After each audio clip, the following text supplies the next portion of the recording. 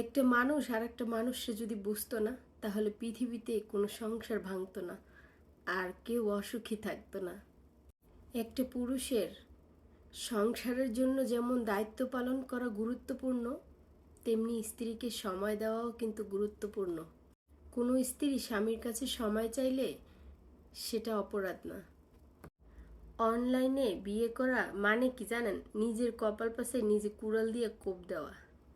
জীবনে আর যাই করেন, অনলাইনে প্রেম করে বিয়ে করেন না কেউ। আসসালামু আলাইকুম, সবাই কেমন আছেন? আশা করি যে যেখানে আছেন ভালো আছেন এবং সুস্থ আছেন।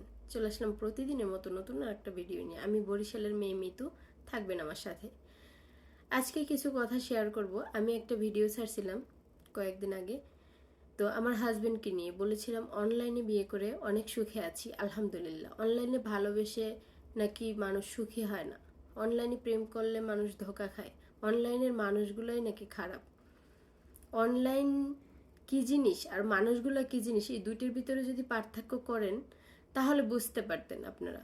যারা বলেন যে অনলাইনের মানুষ খারাপ, এমন কোনো মানুষ নাই যে এখন অনলাইনের ভিতরে ঢোকে না বা অনলাইন ইউজ করে না, ঠিক আছে?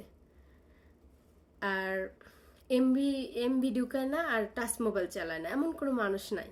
বুঝতে পারছেন? গ্রামেও এখন অ্যাভেলেবেল চলতেছে এগুলা।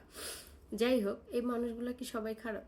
তাহলে তো পৃথিবীর সবাই খারাপ। যারা এমবি চালায়, যারা টাচ মোবাইল চালায়, যারা অনলাইন ইউজ করে, সবাই খারাপ। তাইলে আসলে আমরা পার্থক্যগুলাই বুঝি না। ভালো খারাপ পৃথিবীর সব জায়গায় থাকবে, সেটা তো দেখে শুনে তারপরে একটা জিনিস করতে হবে, তাই না? আর একটা কথা একজন আরেকজনের বুঝতে হবে। তো যাই হোক, সংসার জীবনে মানুষের ঝই ঝামেলা থাকবে, খারাপ ভালো মন্দ সব কিছু থাকবে, ঠিক আছে? একটা ভিডিও ছাড়ছি, আপনাদের ভালো কমেন্ট করবেন, তা না করে শুধু আজে বাজে কমেন্ট করেন। দেখেন 2 দিন পরে আবার কান্নাকাটি শুরু হয় নাকি হেন তেন অমুক সমুক। আসলে যদি কপালে কিছু থাকে খারাপ তাহলে হবে, ঠিক আছে? আর আমরা অনেক ভালো আছি এ পর্যন্ত, কিন্তু এটা সত্যি যে ভালো থাকাটা হচ্ছে একসাথে থাকলে তাহলে বোঝা যাইতো। আমরা তো দুইজন দুই প্রান্তে আছি, তো ভালো মন্দের কি বুঝলাম সেটাও একজনে কমেন্ট করছে যে আপনারা তো দুইজন দুই রাষ্ট্রে আছেন, তো কিভাবে আপনারা ভালো থাকবেন কিভাবে খারাপ থাকবেন সেটা একসাথে যখন থাকবেন তখন বুঝবেন। তো দেখেন, একটা কথা বলি, সুখ দুঃখ হচ্ছে আল্লাহ তাআলার দেয়া উপহার। সেটা দুইটাকেই আপনার আলহামদুলিল্লাহ বলতে হবে। সুখ আসলেও আলহামদুলিল্লাহ, দুঃখ আসলেও আলহামদুলিল্লাহ, কারণ আল্লাহ তাআলা যেটা দেয় খুশি হয়ে দেয়, আর বান্দার ভালোর জন্যই দেয়। সুখের পরে দুঃখ আসলে সেটা ভয়ঙ্কর হয়, আর দুঃখের পরে যদি সুখ আসে সেটা খুশির হয়। তো আমি আর আমার স্বামী অনেক ভালো আছি এ পর্যন্ত, আর ভালো থাকবো ইনশাআল্লাহ। প্রত্যেকটা আপডেট আপনাদেরকে দিব দেশে গেলে। আর আমি আমার স্বামী যে কেমন একটা মানুষ, সেটা সে যদি আমার সাথে কথা বলে, সেই ভিডিওগুলো যদি আপনারা দেখেন তাহলে বুঝবেন। অবশ্যই দেশে গেলে আমাদের কথাবার্তা বা আমরা কিভাবে বাড়িতে থাকি বা কোথায় যাই বেড়াইতে, কিভাবে কি করি, অবশ্যই আপনাদের সাথে শেয়ার করব। আর সুন্দর সুন্দর ব্লগ ভিডিও দিব ইনশাল্লাহ। এখানে বসে তো আমি শুধু কথাই বলি আপনাদের সাথে, আর আপনাদের কমেন্টের উত্তর দেই। অনেক মানুষ অনেকভাবে কমেন্ট করেন, আসলে মানুষের কষ্ট দিয়ে কথা বলবেন না। যেটা আল্লাহ তাআলা করবেন সেটাকে আলহামদুলিল্লাহ বলবেন। তারপরও বলি, আপনারা যে যাই বলেন, আমি আপনাদের কথায় কষ্ট পাই না। আর কষ্ট করতেছি সৌদি আরব বসে, স্বামীর কষ্টের ভাগ নিতেছি, এটাই আমার কাছে অনেক বড় পাওয়া আর চাওয়া। আমার ওরকমের কোনো চাহিদা নাই যে আমার আহামরি কিছু লাগবে ভাই, ওরকমের চাহিদা নেই। কারণ আমি নিজে কর্ম করছি আলহামদুলিল্লাহ, যেভাবে নিজেকে সাজানো দরকার সুন্দরভাবে সাজাইছি। আমি সাধারণ মানুষ হিসেবে যতটুকু স্বপ্ন আমার, ছোট্ট একটু স্বপ্ন, সেটা হচ্ছে প্রত্যেকটা মেয়ের থাকে যে একটা সুন্দর করে সংসারটা সাজানো।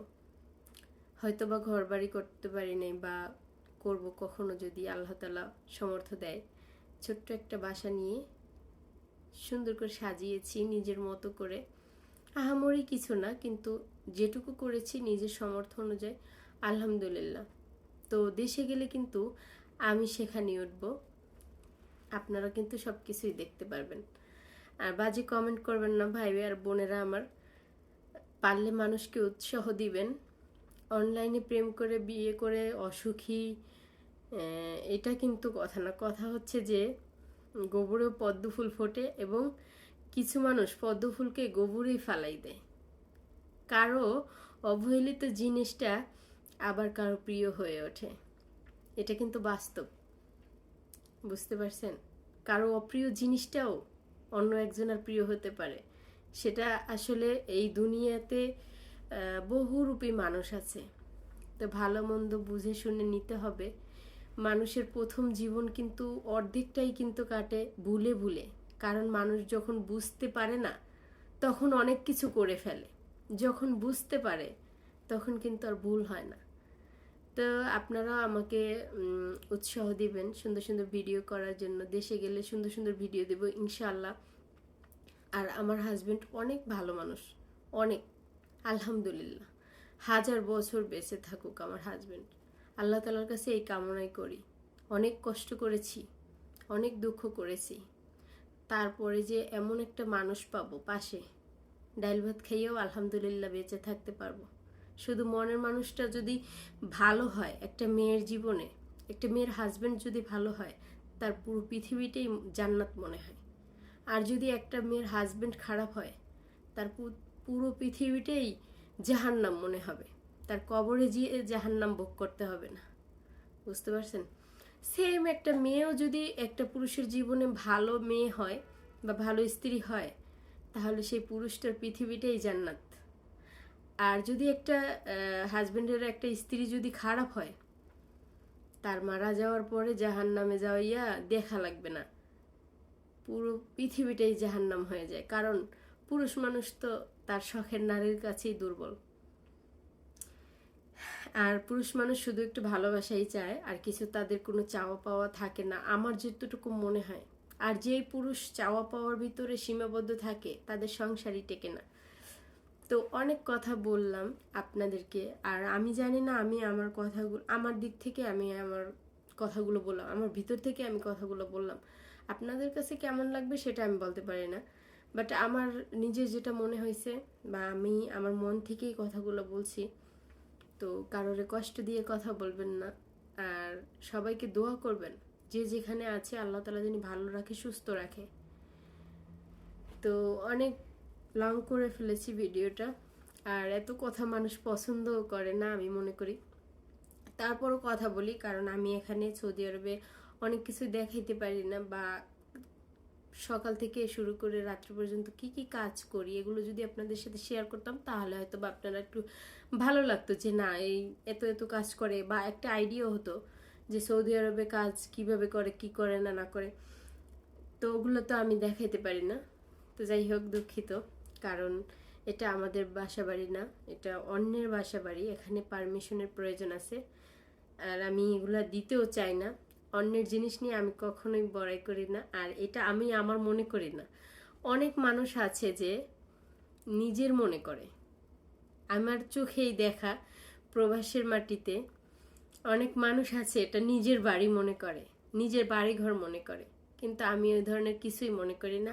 আমার নিজের যেগুলো আছে ওইগুলোও আমি আমার মনে করি না, কারণ মরার পরে কিচ্ছু সঙ্গে যাবে না। তো যাই হোক, অনেক বড় বানিয়ে ফেলেছি ভিডিওটা। আমার ভিডিও যদি আপনাদের ভালো লাগে তাহলে অবশ্যই আমার পাশে থাকবেন। আর কিছু বলবো না, আজকে পর্যন্তই, দেখা হবে পরবর্তী কোনো এক ভিডিওতে। আল্লাহ হাফিজ, আসসালামু আলাইকুম ওয়া রাহমাতুল্লাহি ওয়া বারাকাতুহু।